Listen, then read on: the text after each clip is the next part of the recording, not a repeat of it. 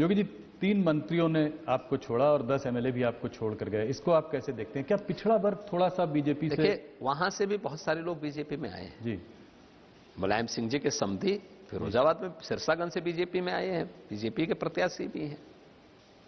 उनके ऊपर ऐसे ही परिवारवाद का आरोप कम लगेगा, कुछ परिवार वालों को आपने ले लिया है। वो तो अंतिम सिलसिला है, वो तो वहां पे वो कम नहीं होने वाला, वो सोच तो घूम फिर करके वही जानी है। जिनको लगता था कि वहां पे गलत हो रहा है, निर्णय लेने की क्षमता नहीं है, संगठन चलाने की भी सामर्थ्य नहीं रही है, वो लोग वहां से हटे हैं कि वहां डूबने से अच्छा है हम यहां बीजेपी में आएंगे। और जो बीजेपी में आ रहे हैं इस आश्वासन के साथ नहीं आ रहे कि टिकट पाएंगे। पार्टी की मेरिट में खड़े उतरेंगे तो पार्टी टिकट देगी, नहीं उतरेंगे तो पार्टी में कार्यकर्ता के रूप में काम करने को तैयार है। बहुत सारे लोगों ने बीजेपी ज्वाइन की है, एक लंबी श्रृंखला है इनके। पिछड़े वर्गों के लिए आपका क्या मैसेज है? और आपके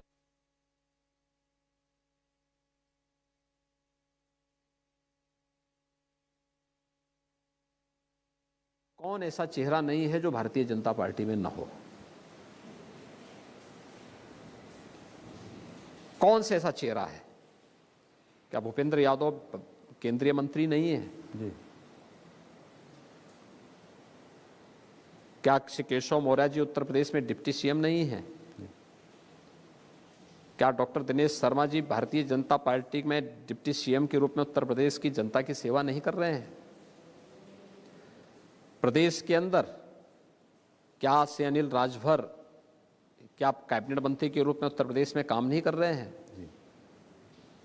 या उत्तर प्रदेश के अंदर जयप्रकाश निषाद हमारे मंत्री हैं? एक लंबी श्रृंखला है, लेकिन सामाजिक न्याय को देखने के साथ साथ वे लोग योग्यता के आधार पर, मेरिट के आधार पर काम भी कर रहे हैं। लेकिन जिन लोगों को अभी भी परिवारवाद का चस्का लगा है, जिनको लगता था कि नहीं सामाजिक न्याय के नाम पर केवल उनके परिवार के लोगों को ही सब कुछ मिलता रहे, बाकी अन्य लोगों को न मिले,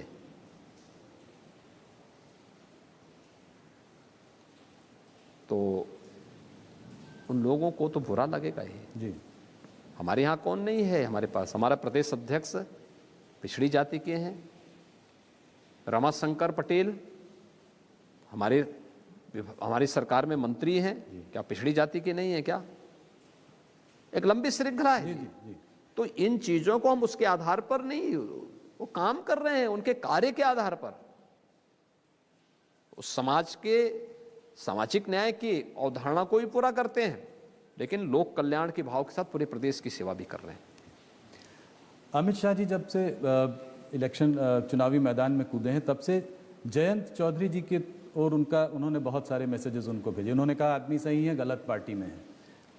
जयंत जी ने पलटवार किया, उन्होंने मैं कोई चवन्नी थोड़ी हूँ कि जो पलट जाऊँ। इसको आप कैसे देखते हैं? देखिए, अमित शाह जी देश के गृह मंत्री हैं और यशस्वी गृह मंत्री हैं, और भारतीय जनता पार्टी के राष्ट्रीय अध्यक्ष के रूप में भारतीय जनता पार्टी को दुनिया के सबसे बड़े राजनीतिक दल के रूप में उन्होंने स्थापित किया है। स्वाभाविक रूप से उन्होंने तो जयंत जी के ही हित के बारे में बोला कि हो सकता है वह अच्छे हों, लेकिन एक बुरे दल में फंसे हुए हैं। जो दल स्वयं डूब रहा है उसी के साथ जुड़ रहे हैं, तो डूबती हुई नैया में आप सवारी करेंगे तो उसका परिणाम क्या होगा?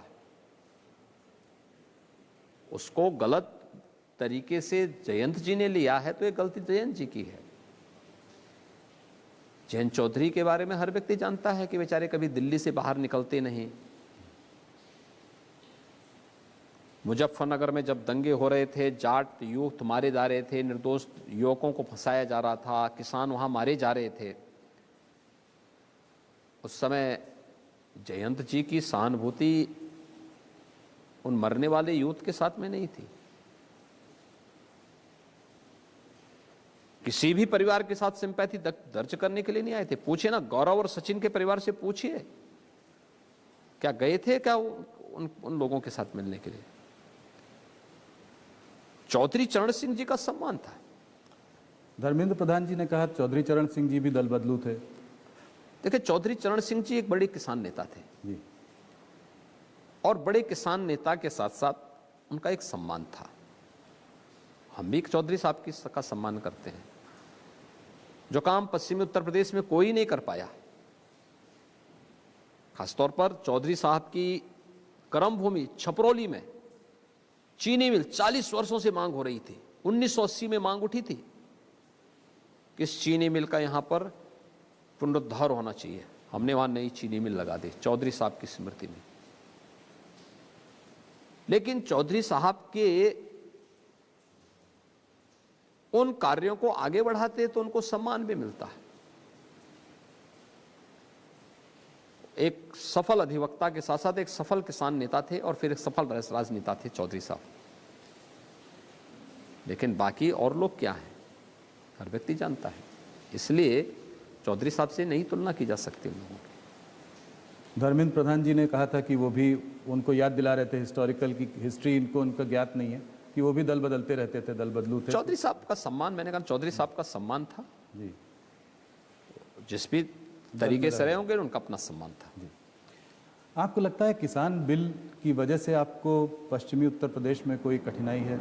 इसके वजह से कुछ माहौल ऐसा बन गया? यूपी में किसान आंदोलन का कोई भी मतलब नहीं था और उत्तर प्रदेश के किसानों ने